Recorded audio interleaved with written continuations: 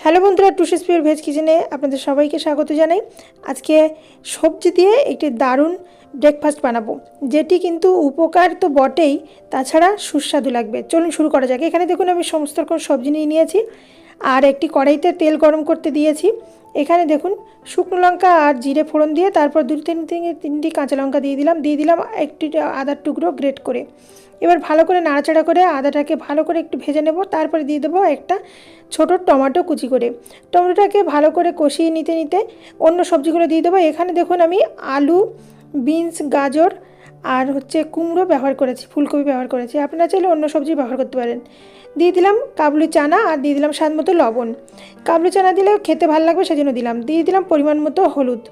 আর এদিকে দেখুন আমি নিয়ে নিয়েছি 1 কাপ ডালিয়া, আর সেই ঠিক পরিমাণে 1 কাপ কিন্তু মুগ ডাল নিয়ে নিয়েছি, আর দিচ্ছি 1/2 কাপ মতো আতপ চাল।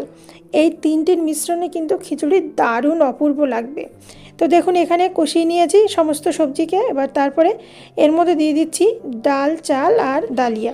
ডালিয়া ডায়াবেটিস কমায়, এছাড়া ওজন কমায়, পেশিতে শক্তি বাড়ায়, অফুরন্ত এনার্জি দেয়, পেটের সমস্যায় কিন্তু ধন্বন্তরী, সেজন্য সকালে ডালিয়ার খিচুড়ি দারুণ উপকারী। এখানে দেখুন আমি 2.5 কাপ মতো চাল ডাল ডালিয়া মিলে নিয়েছিলাম, সেখানে 6 কাপ মতো জল দিয়ে দিয়েছি, দিয়ে প্রেসার কুকারে বসিয়ে দিয়েছি। আর এখানে সুন্দর করে কিন্তু ভেজে নিয়েছি সমস্ত সবজি, ডালিয়া, ডালগুলি।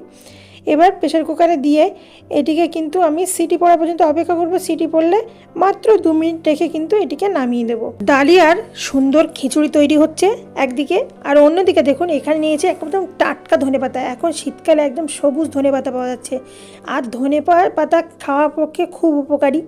আর সবুজ ধনেপাতা এখানে দেখুন নিয়ে নিয়েছি 1 আঁটি।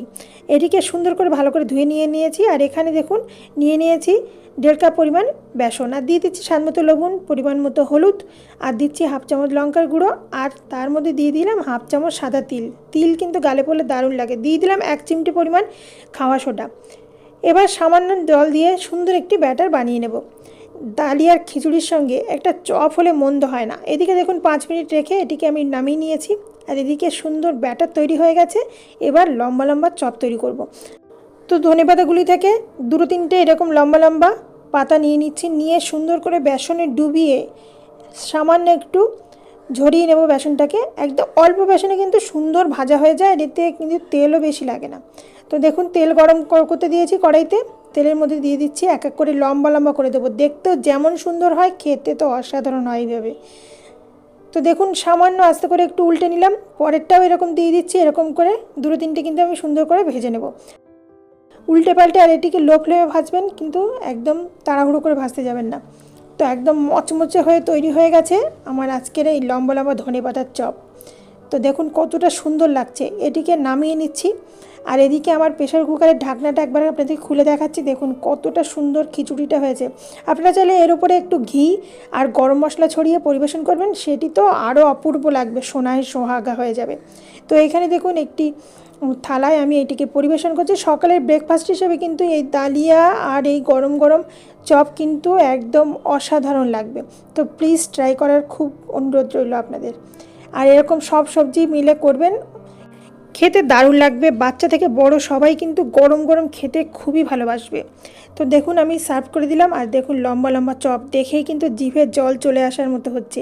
তো ব্রেকফাস্টে আর একদম খুবই অল্প তেলে করেছি, আপনারা দেখলেন। আর এতে আমি ঘি গরম মশলা দিইনি, ইচ্ছা করেই দিইনি, কারণ ব্রেকফাস্টে হেলদি রাখার জন্য। আর যেহেতু আবার চপ ভেজে নিয়েছি, সেই জন্য একটু হেলদি রাখার চেষ্টা করলাম। ভালো লাগলে চ্যানেলটিকে সাবস্ক্রাইব করার অনুরোধ রইল। মচমচে দারুণ হয়েছে। আর খিচুড়ি খেতে কেমন হয়েছে?